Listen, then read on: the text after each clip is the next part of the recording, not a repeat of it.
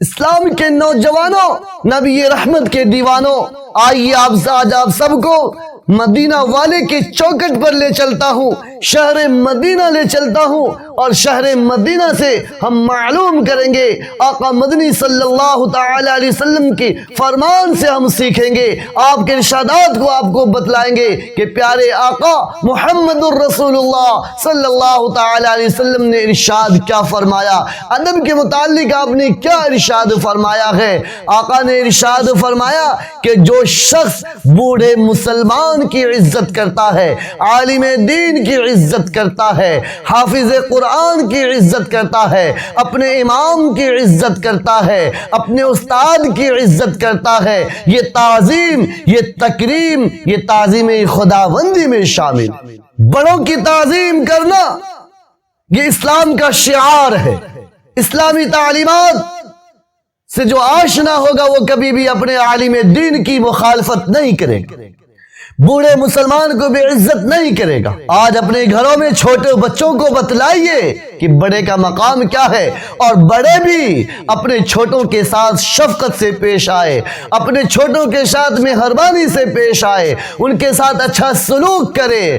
آقا مدنی صلی اللہ تعالی علیہ وسلم نے ارشاد فرمایا، من لم یرحم صغیرنا ولم یوقر کبیرنا فلیس منا، جو چھوٹوں پر شفقت نہیں کرتا، جو بڑوں کا احترام نہیں کرتا، وہ ہم میں سے نہیں ہو سکتا۔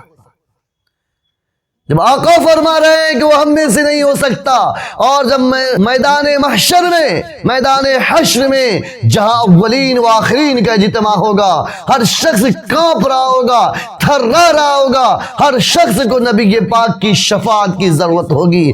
ایسے وقت میں اگر اللہ کے پیارے نبی محمد الرسول اللہ صلی اللہ تعالی علیہ وسلم نے ارشاد فرما دیا کہ میرا تجھ سے کچھ لینا دینا نہیں ہے، میرا تیرے سے کوئی واسطہ نہیں ہے، اس لیے کہ تو نے اپنے بڑوں کا احترام نہیں کیا، عالم دین کی عزت نہیں کی، حافظ قرآن کی عزت نہیں کی، اپنے امام کی عزت نہیں کی، اپنے استاد کی عزت نہیں کی، تو ہمارا اور آپ کا کیا بنے گا؟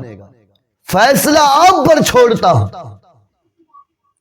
خود سوچیں اور سمجھیں۔ ادب ہی سے انسان انسان ہے، جو ادب نہ سیکھے وہ حیوان ہے۔ اللہ تبارک و تعالی قرآن مقدس میں ارشاد فرماتا ہے، یا ایھا الذین آمنوا لا ترفعوا اصواتکم فوق صوت النبی، فوق صوت النبی۔ یہ آیت کریمہ اس وقت نازل ہوئی، حضرت عبداللہ بن زبیر رضی اللہ تعالی عنہ ارشاد فرماتے ہیں، بنو تمیم سے ایک قافلہ حضور پاک صلی اللہ تعالی علیہ وسلم کی خدمت میں آیا۔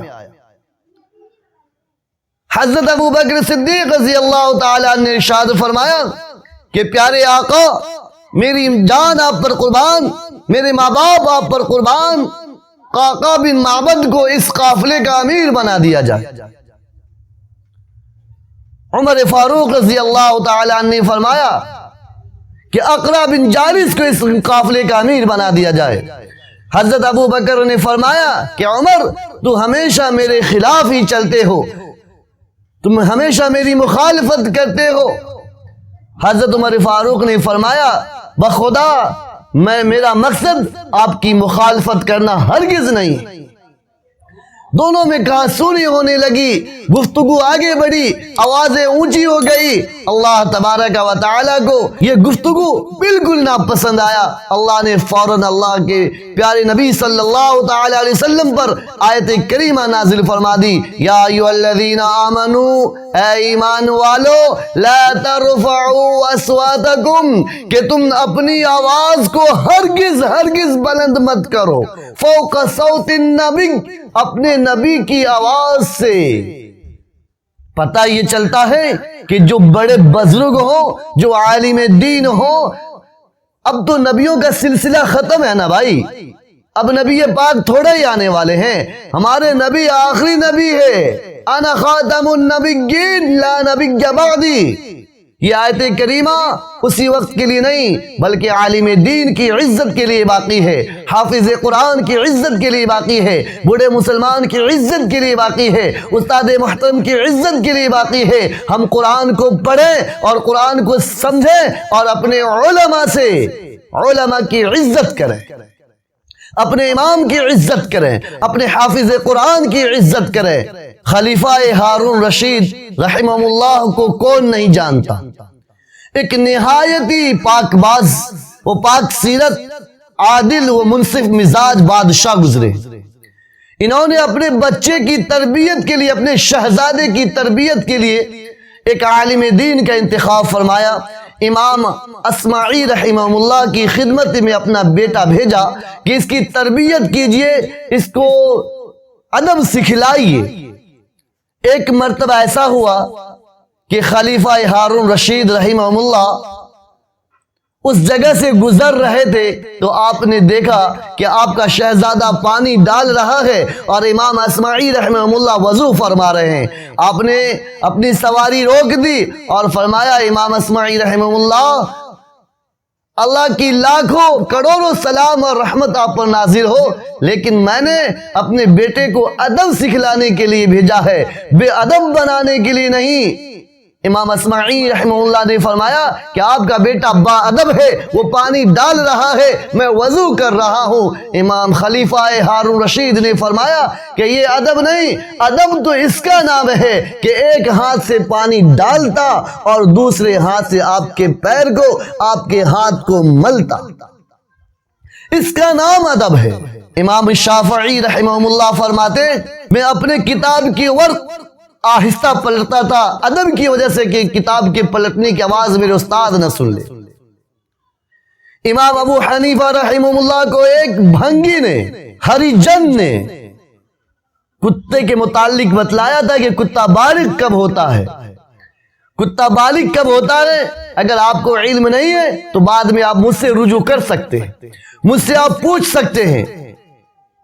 اس ہریجن نے بتلایا، اس بھنگی نے بتلایا کہ کتا بالغ کب ہوتا ہے۔ امام ابو حنیفہ رحمہ اللہ کہ وہ گھر میں جھاڑو لگانے آیا کرتا تھا، جب وہ آتا امام ابو حنیفہ کھڑے ہو جایا کرتے تھے، جب تک وہ جھاڑو لگاتا آپ ان کے سامنے ہرگز نہیں بیٹھا کرتے۔ صحیح مسلم میں حضرت انس بن مالک رضی اللہ تعالیٰ عنہ کے حوالے سے ایک روایت ہے کہ جب یہ آیت کریمہ نازل ہوئی، یا ایھا الذین آمنوا لا ترفعوا اصواتکم فوق صوت النبی، تو حضرت ثابت ابن قیس رضی اللہ تعالی عنہ حضور کی مجلس میں آنے سے رک گئے، حضور کی خدمت میں آنے سے رک گئے۔ ایک مرتبہ اللہ کے پیارے نبی صلی اللہ تعالی علیہ وسلم نے یاد کیا کہ ثابت ابن قیس کا کیا حال ہے، کہیں بیمار تو نہیں ہے۔